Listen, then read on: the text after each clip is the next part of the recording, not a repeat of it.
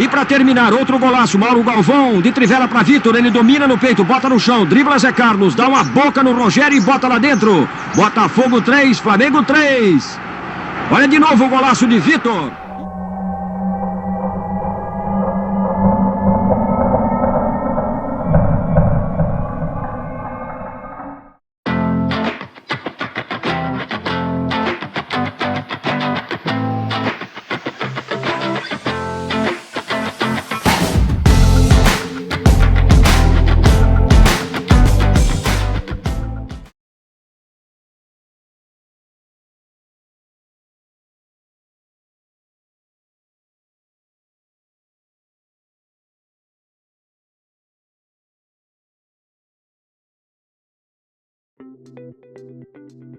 Eu sei que a minha teoria da predestinação celestial pode ser um pouco difícil de se compreender, principalmente para quem tem o primeiro contato com ela.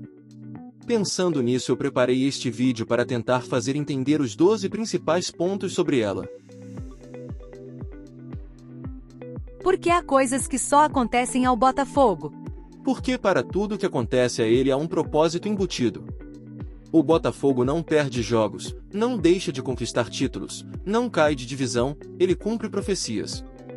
Por exemplo, na década de 1970 nós estávamos cumprindo uma profecia, e no Carioca quando ganhávamos dos grandes perdíamos para os pequenos. O Botafogo não podia ser campeão, simples assim.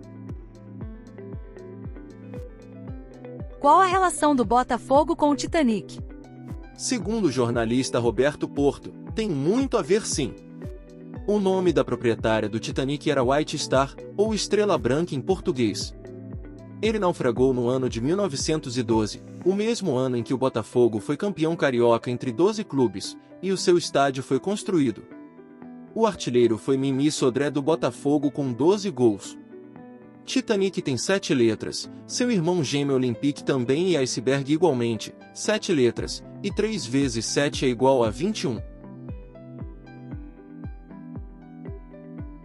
Por que precisávamos ter perdido a nossa sede em 1977? Porque no livro sagrado dos maias os irmãos gêmeos precisavam morrer e ressuscitar depois para derrotar os senhores do submundo. Mas como o Botafogo poderia ter cumprido essa profecia? Simples, ao perder a sua sede em 1977 Carlito Rocha declarou: o Botafogo perdeu a sua alma. Ou seja, o Botafogo estava morto. E foi no ano de 1989, 12 anos depois que, após aquele 3-3 contra o Flamengo, Zico declarou no vestiário: nós ressuscitamos um morto. Estava cumprida mais uma profecia. Por que tinham que ser longos 21 anos? Porque o número 21 tinha que ter o seu destaque na noite do dia 21, para que depois desse margem ao 21 depois do 21 por 2-1 em 2010.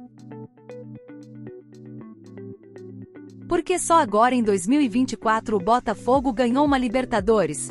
Por que precisava esperar até que 11 clubes brasileiros conquistassem esse título, no caso, o Fluminense? Então o Botafogo foi profeticamente o 12º clube brasileiro a ser campeão da Libertadores, no século XXI, aos 120 anos. O Botafogo teve na década de 1960 por 2 vezes o melhor time do planeta, por que não foi campeão mundial? Em 1962 e em 1968 ele realmente teve o melhor time do planeta, mas se tivesse sido campeão mundial não teria sido eleito o 12º maior clube do século pela FIFA. Assim como o jejum de 21 anos foi necessário para se cumprir um propósito, não conquistar o mundial também foi. Qual a relação entre o Botafogo e a civilização maia? O deus maia era Kukulkan, que é o planeta Vênus, que é a estrela solitária em nosso escudo. Os maias jogavam bola e o nome do esporte era Poctapoc, que é foneticamente idêntico a Botafogo, tendo inclusive 8 letras. Seu calendário findou em 21/12 de 2012 e seu livro sagrado chamado Popol Vuh fala da luta de 2 irmãos gêmeos contra os senhores do submundo. Por que tinha que ser um flamenguista a nos tirar da fila? Porque dentro do relato do Popol Vuh os irmãos gêmeos derrotaram os senhores do submundo usando a mesma arma de seus inimigos, a magia. No caso da noite do dia 21, a arma do inimigo era justamente um flamenguista, o nosso presidente Emil Pinheiro, que tem 12 letras.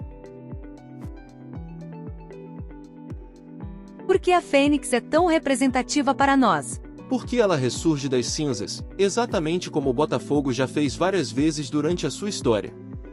Além disso, esta ave mítica aparece no paredão do Pão de Açúcar e pode ser vista a partir da enseada de Botafogo às 12 horas.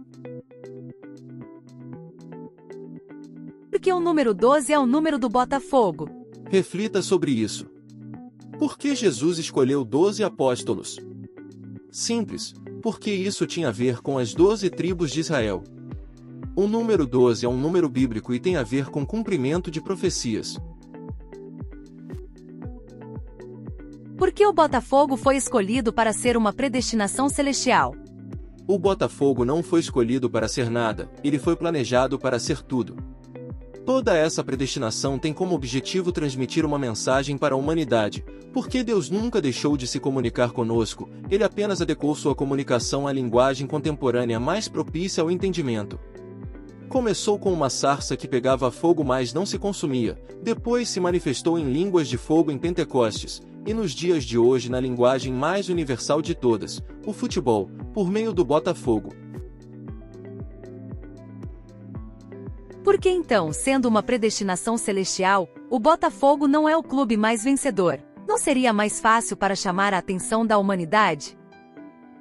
Porque o maior homem que já existiu não chamou a atenção pelo seu poder, pela sua beleza ou pelas suas conquistas, mas por sua humildade. Ele cumpriu fielmente a determinação de seu Pai e se sacrificou por todos nós para que tivéssemos o benefício da vida eterna.